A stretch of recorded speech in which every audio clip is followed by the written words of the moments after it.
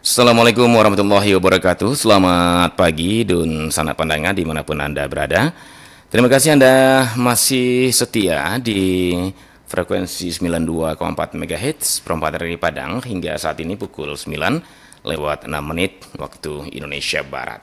Dan Dun Sanak, kita akan kembali lanjutkan program spesial kita di setiap Kamis pagi, yaitu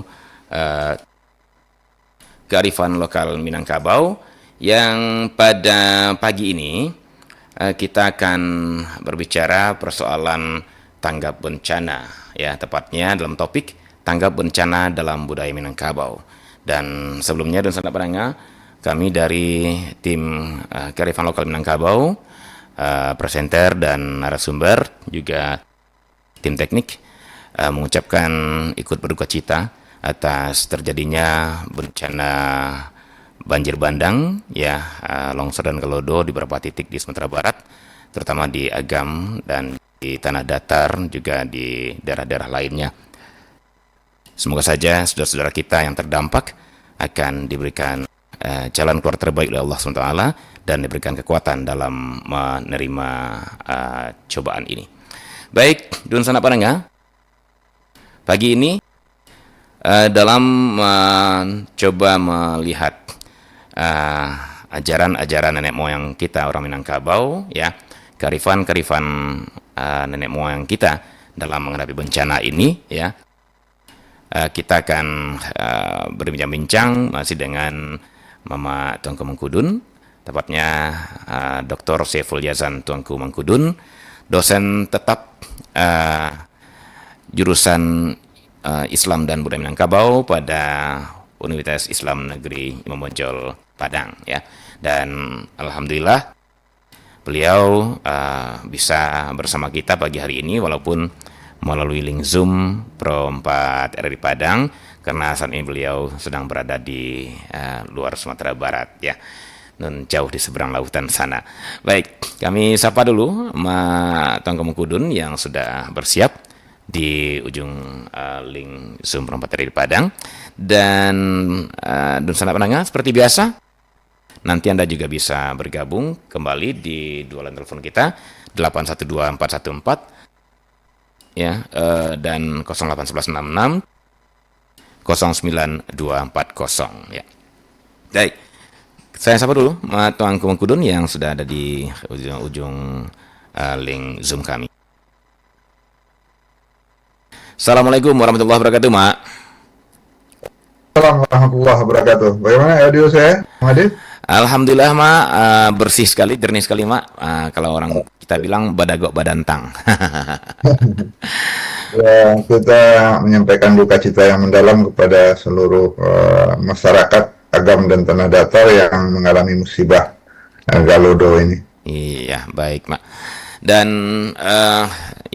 sebenarnya memang terinspirasi juga dari kondisi terkini ini, Mak, ya, bahwa Minangkabau lagi berduka dengan dilanda musibah Galodo dan banjir bandang ini. Nah, untuk itu kita mencoba mencari, menelusuri apakah ada nih ajaran-ajaran nenek moyang kita, kearifan-kearifan dari nenek moyang kita dalam menghadapi situasi alam seperti ini. Karena kita teringat bahwa nenek moyang kita selalu sangat dekat dengan alam, bahkan menjadikan kedekatan mereka itu dengan alam dengan adagium alam takambang jadi guru, kan begitu, Mak, ya. Nah, Iya, betul. jadi kita jadi terfikir, apakah ada juga nih nenek moyang kita meninggalkan mutiara-mutiara konsep-konsep, ya, dalam menghadapi bencana seperti yang terjadi saat ini. Nah, itu mungkin dasar pemikirannya, Mak. Dan mudah-mudahan bisa menjadi inspirasi juga, masukan juga buat kita bersama warga Sumatera Barat ke depannya, begitu, Mak Tuanku, ya. Baik. Ya, insya Allah. Ya, baik, Mak Tuanku, kita mulai perbincangan kita, Mak. Bicara masalah kearifan lokal atau kearifan Minangkabau tentang kebencanaan ini, Mak. Apakah ada nih peninggalan-peninggalan dari nenek moyang kita? Silakan, Mak Tuanku. Baik, terima kasih Bung Adit dan sanak pendengar dari Pro 4 dimanapun Anda berada. Minangkabau seperti dikatakan tadi bersandar kepada sebuah petuah alam tak kembang jadi guru. Maka cukup banyak, kalau tidak dikatakan banyak sekali, cukup banyak petunjuk-petunjuk atau katakanlah kearifan nenek moyang orang Minangkabau dalam menghadapi potensi bencana atau mitigasi istilahnya sekarang. Saya melihat setidaknya ada 3 posisi mitigasi bencana itu yang diwariskan oleh nenek moyang orang Minangkabau. Yang pertama yang sangat jelas itu adalah dalam tata guna lahan. Kemudian dalam arsitektur rumah gadang dan rangkiang. Yang ketiga tentang kehidupan sehari-hari, tingkah laku sehari-hari, bagaimana menjalani hidup. Nah, mudah-mudahan kita bisa membahasnya dalam pertemuan kali ini 3 hal itu. Yang pertama tentang tata guna lahan, yang kedua tentang arsitektur rumah gadang dan rangkiang, kemudian petuah menghadapi hidup dalam keseharian. Begitu Bung Adit? Iya, baik Mak. Bicara tentang tata guna lahan ya Mak ya, bahwa memang bicara lahan tentu bicara sebuah sebuah lingkungan gitu ya Mak ya, yang bisa dijadikan produktif dan bisa juga dijadikan tempat pemukiman. Itu mungkin pengertian umum dari sebuah lahan ya Mak ya. Nah, dan ketika lahan digunakan ya, dieksplorasi, tentu kita juga akan bicara masalah keseimbangan ya Mak. Yang pada akhirnya ketika keseimbangan terganggu, ya berbagai hal mungkin berpotensi terjadi. Nah, apakah ke sana maksud dari 3 poin yang Mak katakan di poin pertama tadi Mak tentang tata guna lahan ini Mak? Betul. Jadi begini Bung Adit, dalam tata guna lahan ada urutan petuah adat yang menyatakan bahwa penggunaan lahan itu tidak boleh asal-asalan. Saya ingin bacakan tuturan tentang bagaimana nenek moyang orang Minangkabau itu meletakkan sesuatu sesuai dengan alam yang akan menerimanya, atau bagaimana kita hidup selaras dengan alam. Bunyinya begini, na idui sanang santoso nan ganang pakai palapeh ikan baluka tampe tarana nan lunak ditanam baniah nan karih dibuat ladang sawah batumpak dinan data ladang babidang dinan lereng nan lurah tanami bambu nan lereng tanami tabu nan padek ke perumahan nan gurun buat ke para nan bancah buat ke sawah nan munggu ke pakuburan nan gawang katabe ikan nan padang kapaimbawan nan lambah kubangan kabau nan rawang payu kaparanang itia limbo larangan jan digaduah batang ngaya jan ditampuah. Nah, ada deretan perintah dari nenek moyang untuk meletakkan sesuatu itu sesuai dengan potensi yang bisa menampungnya. Kunci di akhirnya ada 2 hal yang kemungkinan.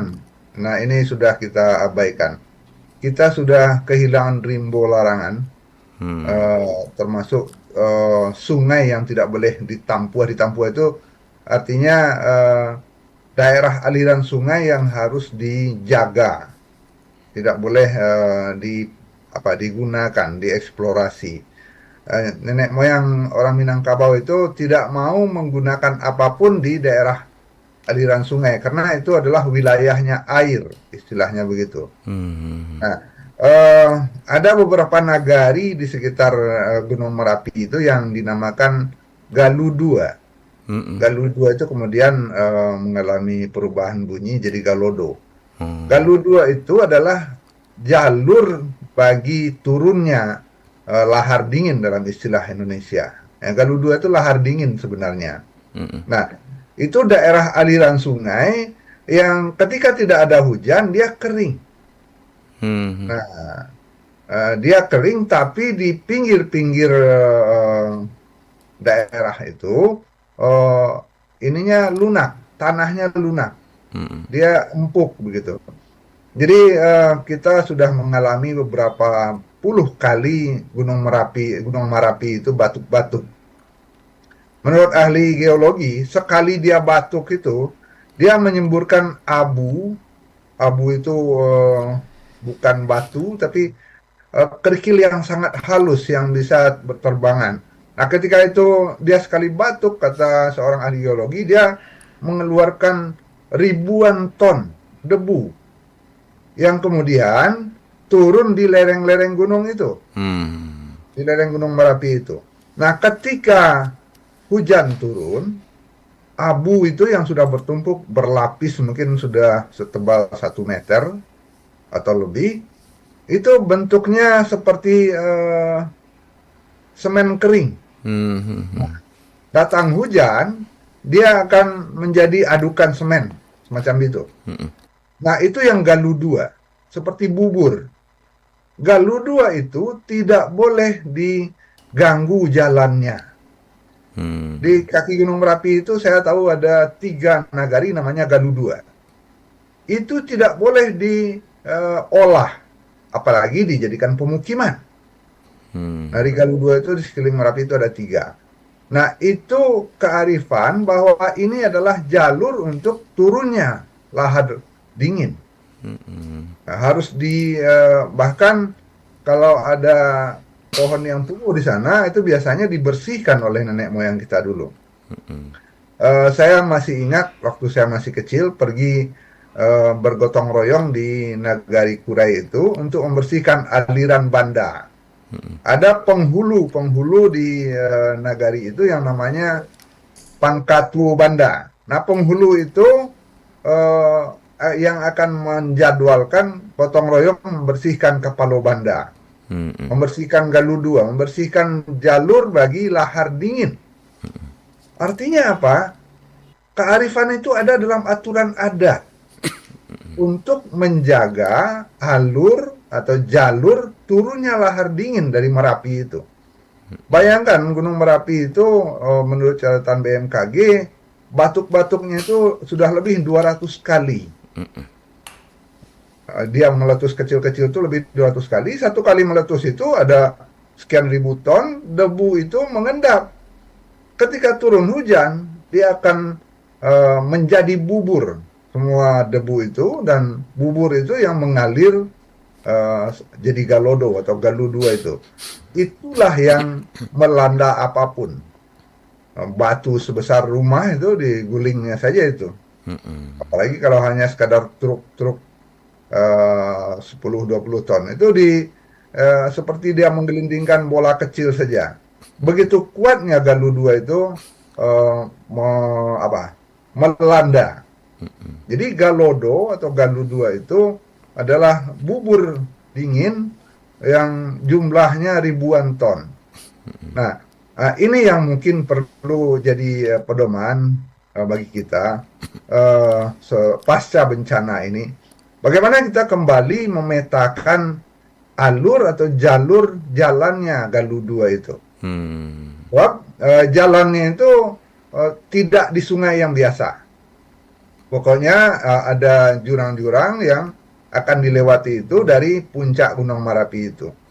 Ada lagi catatan ahli lingkungan, Gunung Merapi itu Bung Adit tidak punya kera atau monyet. Kenapa? Karena monyet sangat takut dengan Galuh 2. Kalau dia tenggelam dalam bubur itu, dia tidak bisa apa-apa. Dia akan mati. Gunung satu-satunya, kata ahli lingkungan itu, yang tidak punya monyet atau kera adalah Gunung Merapi. Gunung Singgalang banyak keranya. Di Lembah Anai itu banyak keranya, karena itu kaki Gunung Tandike. Tapi di kaki Gunung Merapi tidak ada. Kenapa? Karena monyet itu takut dengan Galuh 2, karena ketika kakinya terbenam di sana, dia tidak bisa bergerak. Galuh 2 itu seperti bubur, yang kalau kaki kita terbenam susah mengangkatnya. Nah, kalau datang hujan, dia akan melanda sangat kuat.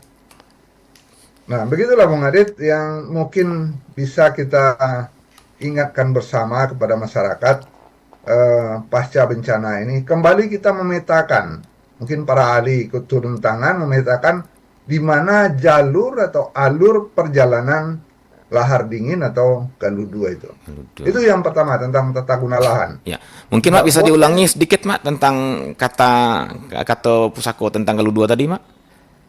Iya, itu kunci dari deretan aturan pemakaian tadi. Mm-mm. Bahwa nan bancah di buek sawah, oke. Mm-mm. Nan bunggu kapal kuburan, oke. Nan gawang katabe ikan, silakan. Nan padang kapayembawan. Nan lambah kubangan kabau, boleh. Tapi nan tidak boleh digaduh itu, yang tidak boleh diganggu gugat itu rimbo larangan dan sungai banda istilahnya rimbo larangan, batang ngai banda buatan, kemudian nan tidak boleh ditampuah. Batang ngai yang tidak boleh ditampuah. Ada yang tidak boleh ditampuah, tidak boleh diolah. Iya, iya, iya. Alur yang tidak boleh diganggu. Batang ngai, batang Galuh 2 tidak boleh ditampuah. Batang Galuh 2 itu Alur daerah aliran sungai. Dia bukan tempat lalu air, tapi iya. dia lembah di mana Galuh 2 itu akan lewat. Batang Galuh 2 jangan ditampuah. Begitu katanya. Ya. Dan itu sangat logis ya Mak ya, karena mengingat nenek moyang orang Minang ya berawal atau berasal dari lereng Merapi ya Mak ya. Dan Betul, nagari betul. pertama juga di lereng Merapi, jadi sangat logis ketika mereka mengeluarkan ajaran seperti itu mungkin dari pengalaman-pengalaman beliau mereka sebelumnya gitu ya Mak ya.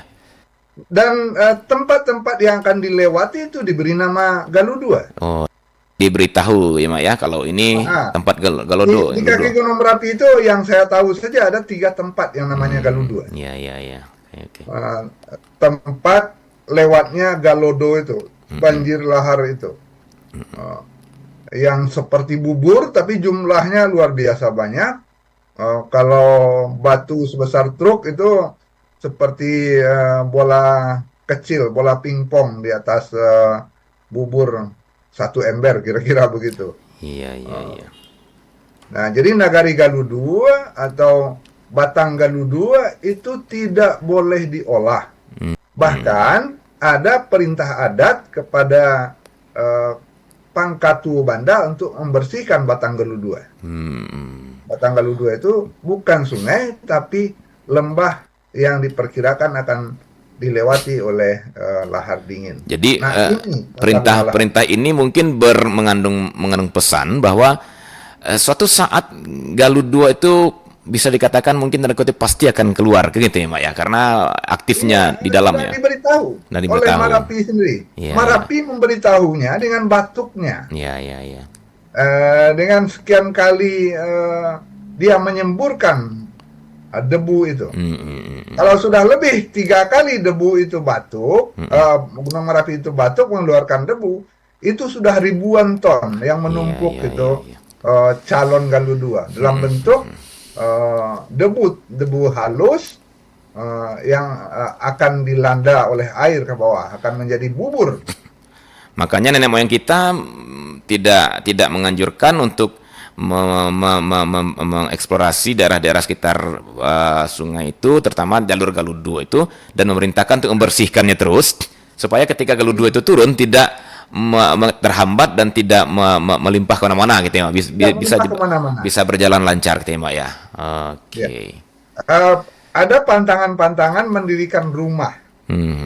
Ya, ini masih dalam tata guna lahan. Iya, iya. Pantangan mendirikan rumah itu, mendirikan bangunan itu adalah ya salah satunya di Batang Galuh 2. Jangan sekali-kali menegaan tunggak di Batang Galuh 2. Itu ajaran adat ya Mak ya. Ya, Batang Galuh 2 itu artinya lembah, bukan sungai yang lirik air, tapi lembah yang akan dilewati oleh belahar dingin itu. Dan itu ajaran dari adat ya Mak ya. Ya, Oke. ada Kato Pusakonya. Iya, iya, iya, iya.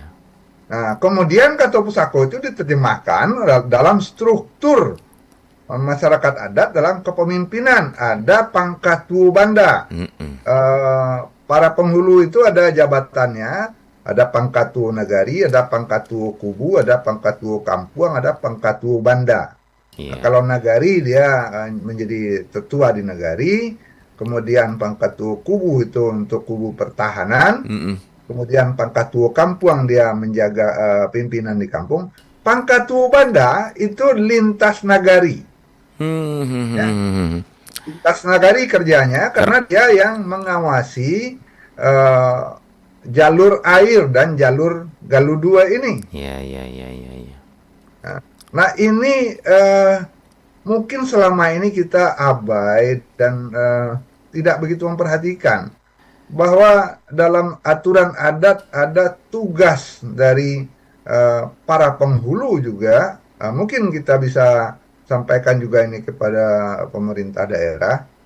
Bagaimana kalau kita aktifkan kembali peran Pangkatuo Banda yang tugasnya mengawasi dan melaporkan kondisi dari DAS, daerah aliran sungai. Hmm, hmm, hmm. Kemudian untuk khusus Marapi, bukan hanya daerah aliran sungai, daerah aliran Galudua. Iya, iya, iya. Aliran Galodo itu ada di tiap nagari, ada di tiap eh, apa di tiap wilayah di kaki Gunung Merapi dan Singgalang itu ada Hmm, hmm. wilayah yang dikatakan aku Batang Galudua kok, jadi Hmm, hmm. Gadua. Hmm, hmm, hmm. Eh, jangan diganggu, bukan hanya jangan dimanfaatkan, diganggu saja tidak boleh, Iya, malah iya. harus dibersihkan. Iya, iya, iya, iya.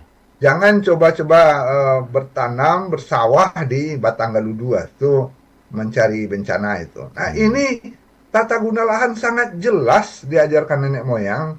Mungkin karena kita sudah beralih mata pencaharian, kita tidak lagi memperhatikan itu. Oke. Tidak boleh membuat sawah, tidak boleh beternak, tidak boleh menanam apapun di jalur Batanggalu 2 itu. Hmm, hmm, hmm. Ya. Nah, berarti memang dari nenek moyang sendiri sudah ini ya, sudah mempersiapkan gitu ya, Mak ya. Iya, Eh, mereka itu kan sudah ribuan tahun.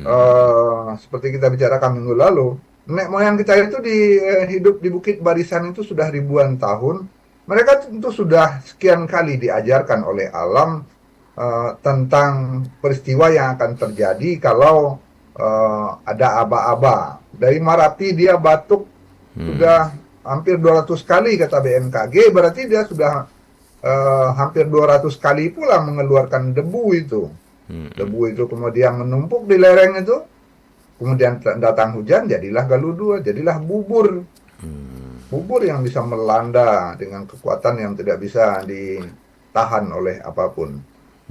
Begitu Bung Adit. iya, baik. Itu tentang Galodo atau Galudu, Mak ya. Nah, kemudian tentang wilayah-wilayah lain, Mak, barangkali masih ada ajaran-ajaran nenek moyang yang mesti kita uh, flashback kembali ingatan kita jadikan juga sebagai sebuah referensi dalam membuat sebuah kebijakan ke depannya, Mak. Baik, nah yang pertama tentang tata guna lahan sangat jelas nenek moyang mengajarkan. Yang kedua tentang arsitektur. Iya, iya. Kita memang sudah beralih masa ya, beralih zaman. Arsitektur rumah gadang dan rangkiang itu sangat ramah dengan banjir, sangat ramah dengan Galuh 2 sekalipun, dengan Galodo sekalipun. Kenapa? Karena dia tidak menghambat kalau akan datang air. Mm-mm. Dia lantainya itu di atas tanah lebih 1 meter, dan kalau air lewat di bawahnya tidak akan terganggu rumah itu. Iya, iya, iya. Tambahan lagi untuk kemampuan bertahan terhadap gempa karena dia tidak dipaku. Dia itu dipasak namanya. Iya, Jadi iya. tiang-tiang rumah gadang, tiang rangkiang itu hubungan antara rasuk namanya, rasuk pelancar dan gadiang-gadiangnya itu tidak dengan paku tapi dengan pasak. Nah, dengan pasak itu ketika datang gempa, dia digoyang, bukan dia akan longgar, dia makin erat. Kenapa? Karena eh, bentuk dari rumah gadang ataupun rangkiang itu kecil ke bawah, besar ke atas. Hmm. Jadi ketika bergoyang maka dia makin kuat hubungan antara tiang dengan rasuknya itu, dengan parannya itu, bukan makin longgar. Kemudian apapun yang lewat di bawahnya, mau banjir, mau galudua, tidak akan terganggu karena tiangnya itu ya di antara tiang itu kan lepas itu, tidak akan menghambat air lewat. Nah, nah, sayang ini tidak kita lanjutkan. Rumah kita sekarang adalah rumah yang meniru arsitektur Eropa, di mana bangunan kita menghambat, ya. Ketika dinding kita beton itu menghambat air lewat, menghambat galodo lewat. Bahkan arsitektur rumah gadang dan rangkiang itu, hewan pun lewat tidak apa-apa di bawah rangkiang itu, tidak akan terganggu rangkiang dan rumah gadang itu. Karena dia berbentuk panggung ya, Mak ya. Karena dia berbentuk panggung begitu. Yang ke bawah itu cuma tiang-tiangnya saja. Tiang saja, baik. Nah, ini cerita dari masyarakat di kaki Gunung Merapi yang juga saya sempat beberapa kali saya datang ke sana. Kalau Gunung Merapi itu akan meletus, itu ada peristiwa hewan turun. Ya. Hewan-hewan dari gunung itu akan turun ke bawah. Semua jenis hewan, ya, termasuk ular, biawak, bahkan dulu masih ada beruang. Turun dari gunung itu kalau gunung itu akan meletus.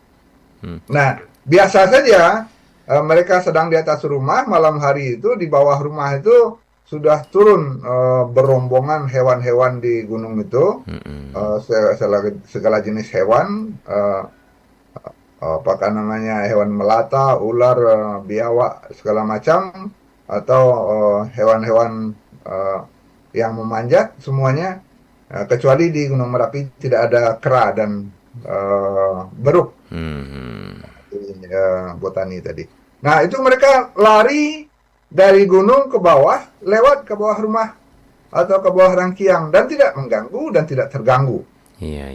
Nah, itu kearifan dalam rumah gadang dan rangkiang yang sudah kita tinggalkan.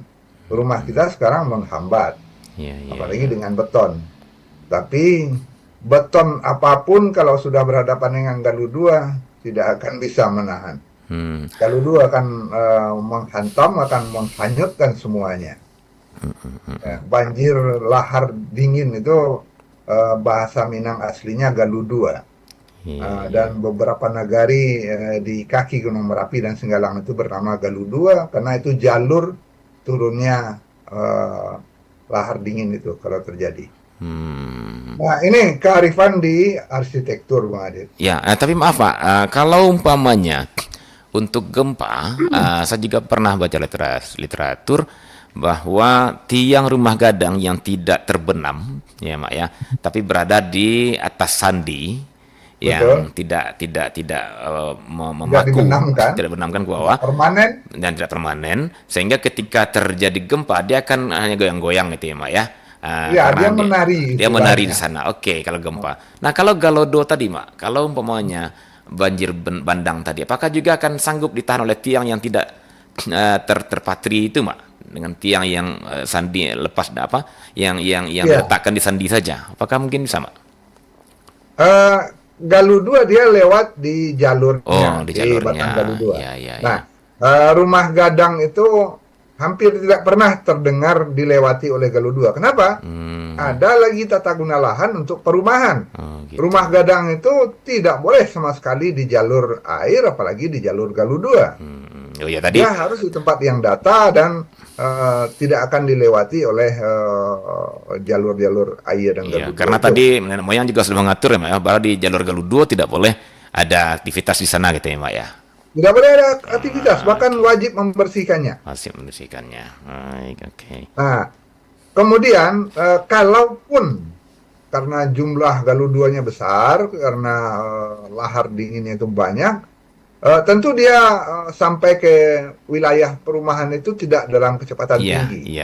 Kalau gugur dalam kecepatan yang rendah lewat di rumah gadang atau di rangkiang tidak ada masalah. Iya, betul.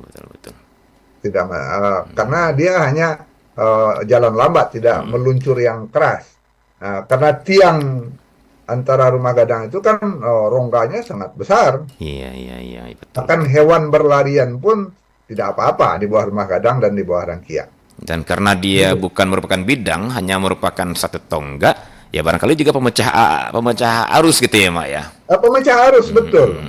Ya. Baik, baik, baik.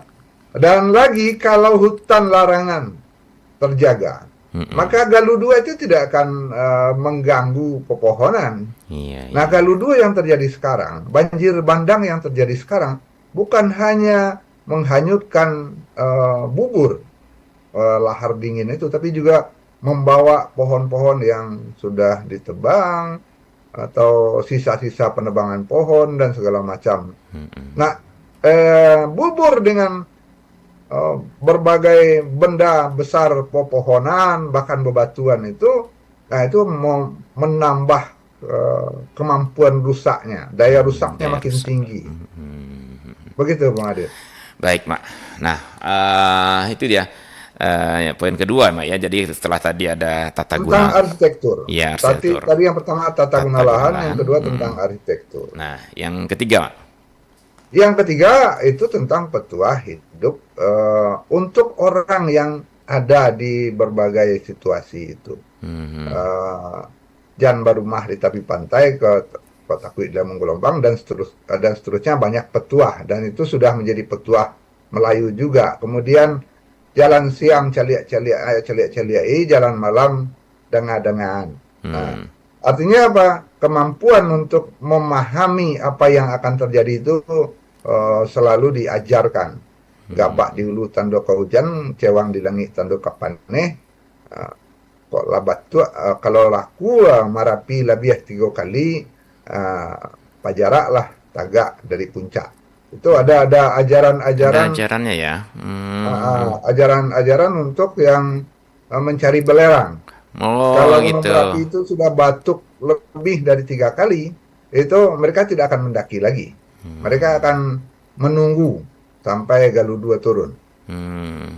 Jadi ajaran itu Lengkap ya, Mak ya. sangat lengkap. Iya, iya, iya, iya. Nenek moyang ini karena sudah ribuan tahun di Bukit Barisan, di kaki gunung itu, mereka sudah sangat mengerti keadaan itu. Ada data sejarah yang luar biasa, Bung Adit. Ketika zaman Perang Padri, itu masyarakat di kaki Gunung Merapi itu karena tidak nyaman berpasar di bawah, mereka membuka pasar di puncak Gunung Merapi. Itu ada data sejarah, dan yang mencatatnya itu beberapa peneliti Belanda. Ketika tahun 1820-an itu perang berkecamuk, para pedagang itu sepakat, sudahlah kita jangan berdagang di bawah, habis kita Terganggu lah ya, Mak ya. diganggu atau dirampas oleh para petualang dalam perang. Mereka sepakat mengadakan pertemuan di puncak Merapi itu untuk berdagang. Artinya ada masa-masa Gunung Merapi itu aman-aman saja di puncak itu. Iya, iya, iya, iya. Para penggali belerang, pembawa belerang di puncak Gunung Merapi itu aman-aman saja turun naik. Kenapa? Karena mereka memahami dan mempelajari siklus dari Merapi itu. Dan dia punya siklus. Kalau dia batuk begini, nah ini jangan mendekat. Kalau batuknya hanya sekali-sekali, itu untuk menyuburkan tanah. Kalau batuknya sudah lebih 3 kali, itu harus menjaga jarak dari puncak. Nah, itu ada petuah-petuah, ada petunjuk-petunjuk dalam tuturan masyarakat, terutama di sekitar kaki Merapi itu, agar mengetahui siklus-siklus itu. Nah, kalau akan terjadi gempa, itu seperti cerita tadi itu, hewan-hewan dari gunung itu turun ke bawah berlarian. Iya, iya, iya, iya. Mereka tidak takut lagi dengan manusia karena takut dengan gempa yang akan terjadi, letusan besar yang akan terjadi. Mereka berlarian turun, hewan-hewan melata semuanya, sampai dari di bawah rumah, itu cerita orang di sana. Nah, itu akan terjadi letusan. Itu tanda-tanda ya, Mak ya. Iya. Dan Jadi itu mereka berjaga-jaga. itu bisa diilmiahkan juga barangkali ya, Mak ya, karena disenyalir frekuensi getar hewan itu lebih tinggi dari kita ya, Mak ya. Jadi ketika ada Ya, kemampuan mereka mendeteksi getaran itu iya. lebih tinggi dari kita. Nah, ya. Jadi begitu ada ancang-ancang nih, ada ancang-ancang mau menyembur, mereka udah merasakan gitu ya, Mak. Yang merasakan dan mereka turun.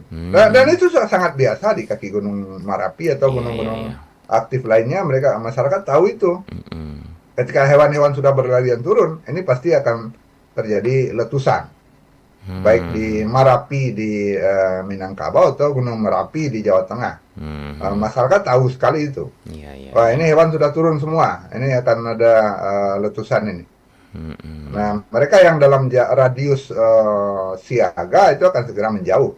Iya, iya, iya. Nah, dan itu ada dalam aturan-aturan adat Salingkan Nagari, bahkan ada aturan untuk membentuk petugasnya yang Hmm. saya katakan tadi, pangkat tuo banda. Mm-mm.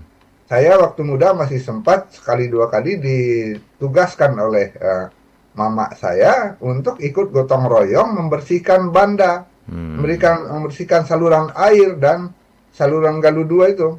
So, Hmm. kampung saya ada wilayah yang juga dilewati oleh jalur Galuh 2 itu, namanya Parit Rantang. Parit itu parit yang terentang, yang memang akan dilewati Galuh 2. Dan itu terjadi kemarin ketika banjir bandang sebelum ini Mm-mm.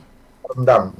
Nah, rumah-rumah yang memaksa untuk ditegakkan di sana ya sudah rusak, binasa. Daerah yang sebenarnya tidak boleh digunakan apapun, bahkan malah harus dibersihkan. Iya, iya, iya. Ada batang buo di sana itu, ada parit rantang, parit tarantang di negari saya, di negari Kurai, di Bukit Tinggi. Begitu, Bang Adit. Iya, baik, baik, Mak. Baik, dan sanak pendengar di mana-mana Anda berada, demikian sudah kita dengarkan nih paparan dari Mak Tuang Kemengkudun dan sanak pendengar tentang bagaimana nenek moyang orang Minangkabau ya, terutama Salingkan Nagari ini ya, yang ada sekitar Merapi ternyata sudah ada sebuah ajaran-ajaran ya, ada aturan-aturan main dalam interaksi ya, dalam interaksi kita manusia dengan alam ya, dengan alam sekitar. Jadi ada bahkan ada pituah adatnya tadi ya Mbak ya, yang mengatakan tentang tata laksana tata guna lahan kalau bahasa sekarang ya Mbak ya. Betul, betul. Kalau Atau bahasa orang Melayu, tata guna lahan, tata laksana lingkungan apa namanya yang pas ya. tata laksana lingkungan. Ya artinya Dan bagaimana. kuncinya ada dua di sana, Bang Adit. Mm-mm, Kunci yang jarang dibicarakan orang. Ini mm-mm, orang Minang kok kolot sekali. mm-mm. Yang pertama tentang rimbo larangan. Ya, ya, ya, ya. Nah, rimba larangan itu tiap nagari punya Hmm, hutan ulayat. Itu hmm, untuk konservasi. Kemudian Batang Galuh 2 tidak boleh ditampuh. ya, ya, ya. Ditampuh itu mau ditanami, mau diapapan, diapakan pun tidak boleh. Batang Galuh 2 itu harus diberikan privasi untuk lewatnya Galodo nanti. Kalau Mm-mm. tidak, dia malah melanda kita. Ya, ya, ya, ya, ya. Baik, Nah, baik, baik. ini sudah sekian ribu tahun dipahami oleh nenek moyang kita, tapi kita abai. Rimbo larangan kita entah di mana, mungkin tinggal Taman Hutan Raya Bung Hatta saja lagi. Hmm, Kemudian daerah aliran sungai kita dieksplorasi, entah eh, ya inginnya semuanya kita kuasai, hmm, menyedihkan akhirnya. Eh, Daerah aliran sungai Batang Anai itu ya. tidak boleh digunakan apapun sebenarnya. Itu jalur Galuh 2 itu. Memang jalurnya itu ya, Mak ya? Ya, daerah aliran sungai itu kan bukan yang di tengah tempat air itu lewat. Kiri kanan bahu sungai itu namanya Daerah, das. ya betul, betul, betul, ya. Jadi sungai tempat air lewat, dasnya Ah, samping-sampingnya.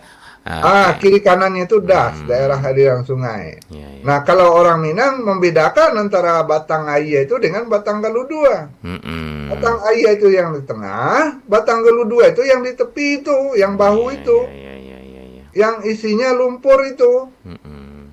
Itu harus dibersihkan agar ketika Galuh 2 itu turun, dia bisa lewat dengan aman bagi kita. Iya, iya, iya, iya, betul, betul. Kalau dalam ilmu lingkungan namanya das, daerah aliran sungai. Iya, betul. Orang Minang membedakan antara Batang Air dengan Batang Galuh 2. Batang Air itu tempat air yang lewat setiap waktu. Batang Galuh 2 itu di kiri kanan itu kalau dia akan dilewati oleh Galodo. Iya, iya, iya. Bentuknya seperti bubur, Mm-mm. Baik, baik, baik, baik. Ya. sangat jelas. Nah, jadi sepertinya memang sudah saatnya ya, Mak ya, di samping dengan tidak menyampingkan gitu ya, eh, solusi-solusi way of life, problem solving dari ilmu pengetahuan modern gitu ya, Mak ya. Sepertinya Betul, sudah saatnya kita kembali melirik ini ya, membuka-buka kembali kampi nenek benar, moyang Bang. kita gitu ya, Mak ya, yang barangkali selama ini tersimpan gitu ya, tentang warning-warning yang beliau tinggalkan, yang beliau ajarkan kepada kita gitu ya, Mak ya. Nah karena itu jadi akhirnya pertanyaan, Mak, bahkan ini sudah ada di Kata Pusako, sudah ada disiapkan. Namun ternyata yang kita temukan hari ini banyak yang berbeda dengan itu. Nah, ini persoalan apakah ini nggak sampai ini ke bawahnya gitu ya, Mak ya. Ini jadi tanda tanyanya, Mak. Ya, kita kritik ke diri kita sendiri, Bung Adit. Diri kita ini mudah terpesona dengan apa yang diperlihatkan oleh orang dari luar. Kita terpesona dengan arsitektur dari luar Minangkabau, lupa dengan arsitektur kita yang sudah diajarkan nenek moyang sangat bisa berhadapan dengan alam. Ketika arsitektur kita tinggalkan, kita pakai arsitekturnya Eropa dengan bata, dengan dinding beton sekalipun.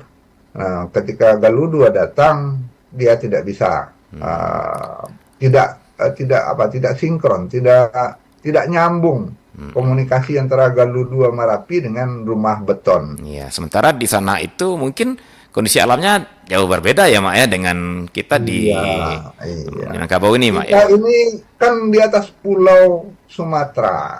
Pulau Sumatera dan Jawa itu cincin api. Ya, ya, ya. Cincin api itu kata ahli geologi, ring of fire itu eh, puncak-puncak gunung yang akan meletus semua dari ujung Sumatera sampai Nusa Tenggara. Itu cincin api, Gunung Merapi semua sampai ke Tambora sana. Dan itu sudah dipelajari oleh geologi dan katanya sudah puluhan ribu tahun, jutaan tahun daerah ini adalah daerah gunung berapi semua. Ya, ya. Nah, nenek moyang kita sudah mempelajari itu dan bisa hidup di daerah Gunung Merapi Iya, ini. iya, iya, iya, iya, iya. Nah, Mereka artinya bisa survive ya, Mak ya, di dalam kondisi itu mereka ya. bisa survive karena apa? Karena mereka bisa selaras. Iya, Mereka itu kata jadikan kuncinya. Berarti kata kuncinya mereka survive karena selaras dengan alam itu, Mak ya. selaras. Dan mereka buatlah aturan adat, ini boleh, ini tidak. Iya, iya, iya. Batang Galuh 2 jangan ditampuah katanya. Batang Galuh 2 itu jangankan untuk dibangun segala macam, ditempuh saja tidak bisa, tidak boleh. Itu untuk jalurnya itu, biarkan dia lewat, agar kita aman. Oke. Bukan batang air ya. Batang Galuh 2 itu yang di pinggir-pinggir itu mungkin Bung Adit sempat main-main di sungai lama. Itu di tengah batang air, di pinggirnya itu ada daerah aliran sungai itu yang rawa, yang isinya hanya lumpur. Iya, iya, iya, iya. Itu kalau hewan-hewan biasa terjebak di sana nggak bisa keluar. Iya, iya, iya, iya, iya, betul. Nah, dan di sekeliling Merapi Singgalang itu banyak yang dikatakan Batang Galuh 2. Ketika tidak ada air, dia sepertinya kering, tapi tidak boleh ditempuh itu. Nah, itu untuk jalur Galodo lewat, bubur dingin, lahar dingin itu lewat. Nah, banyak Batang Galuh 2, banyak Nagari Galuh 2 sekeliling Merapi dan Singgalang. Itu yang harus kembali diingatkan. Ini jalur Galuh 2 jangan dibangun di sini, jangan dirikan apapun di sini. Mendirikan itu kita mengumpankan nasib kita ke Galuh 2, kemudian ya kita menghambat dia. Akhirnya dia marah kepada kita dalam tanda petik. Kira-kira Iya, begitu, iya, Bung Adit. iya, iya, betul, betul. Artinya apa ya? Ketika bagian dari alam itu ternyata aturan nenek moyang ataupun ajaran nenek moyang sudah ada aturan penggunaannya yang jelas gitu ya, Mak ya. Nah, tinggal kita mengikutinya kan begitu ya, Mak ya. Iya. Nah, berarti memang selain dari mitigasi bencana yang berbasis kearifan lokal, itu pun sekarang kan sepertinya lagi diapungkan juga ya, Mbak ya. Lagi digali-gali juga nih, apa kearifan-kearifan lokal yang bisa menjadi mitigasi bencana kan gitu, Mbak. Seperti tadi mungkin ada hewan yang turun gitu ya, Mbak ya. Betul, Menjadi betul, betul. peringatan, dan kemudian juga apa ya, penataan-penataan barangkali itu juga menjadi perhatian ke depannya. Nah, eh, menurut Mak Tuanku bagaimana ini ke depannya sebaiknya, Mak, dalam menyikapi ya, ini kan sudah apa ya, Mak ya, sudah terjadi gitu ya. Kemudian sementara kalau melihat trennya, kecenderungannya ini makin ke sini nih, makin frekuensinya makin tinggi, makin sering gitu ya, Mak ya, makin apa? Dan seperti memang alam itu semakin memperlihatkan apanya, perlihatkan gejolaknya gitu ya, Mak. Ya, kenapa? Kalau dulu, Makanya begini, Bung Adit. iya, Bukan alam itu yang makin tidak bersahabat, kita yang makin menjauh dari persahabatan dengan alam. oke, Kalau kita makin menjauh, maka makin banyak masalah. ya, ya, ya, ya, Kita tinggal di alam ini, kita harus makin mendekat. Makin mendekat artinya bukan mendekati yang dilarang, tapi mendekati keselarasan. Kita diajarkan, rimbo larangan tu jangan digantung. ya, ya, ya, Batang galudu jangan ditampu. Artinya apa? Ini wilayah untuk alam. ya, ya. Ini wilayah untuk Baik, kita. Jangan semuanya untuk kita. baik, baik, Mak, Mak. Kemudian ada satu lagi yang saya ingat tadi, Oke, kita bicara yang pasca bencana lah. mm-mm. Minangkabau juga punya catatan, punya aturan tentang pasca bencana itu namanya rangkiang Ya, untuk ya, tangguang lapa, si tenggang baik, lapa. mm-mm. Artinya apa? Tiap nagari itu bisa kita perluas sekarang jadi negara, jadi provinsi, jadi kabupaten, jadi kota. Harus punya sebuah anggaran atau sumber untuk menghadapi peristiwa-peristiwa di luar Iya, dugaan. iya, iya. Nah, Jadi itulah yang rangkiang namanya rangkiang tidak kita maknai sebagai bangunan sekarang, tapi sebagai sebuah ya, konsep ya, Mak ya. konsep tentang Ah, cadangan ketika iya, menghadapi bencana. musibah. Baik, Mak, ada yang mau telepon, Mak, kita coba terima, Mak ya. Silakan. Iya, halo, assalamualaikum. Waalaikumsalam. Bro. Iya, wah, ini suaranya dari Nagalo nih, Pak ya. Iya, teh. Iya, Pak Zam. Oke, baik, silakan Pak Zam ke Mak Tuangku Mengkudun.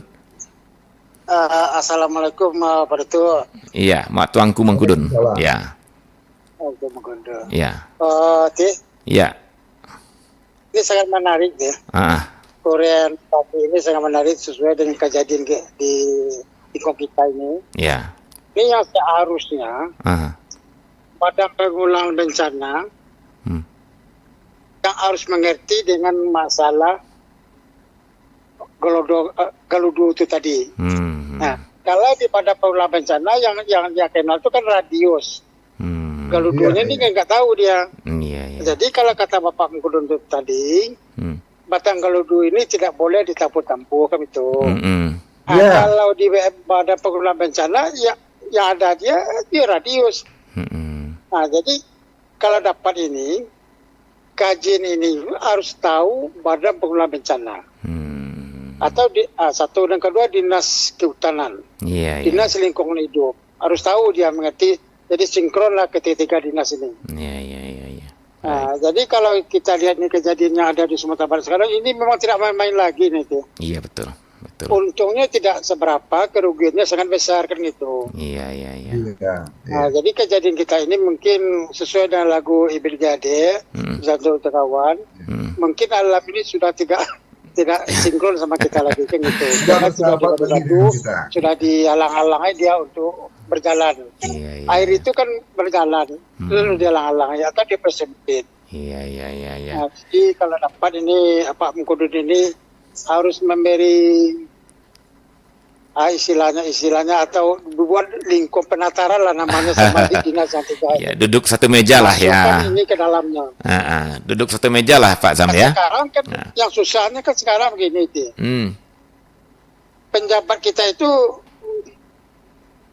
mutasinya tuh sekali 3 bulan, ada 1 bulan mutasi. Jadi baru dia bekerja di kepala dinas, dia sudah pindah lagi. Baru kerja sudah pindah lagi.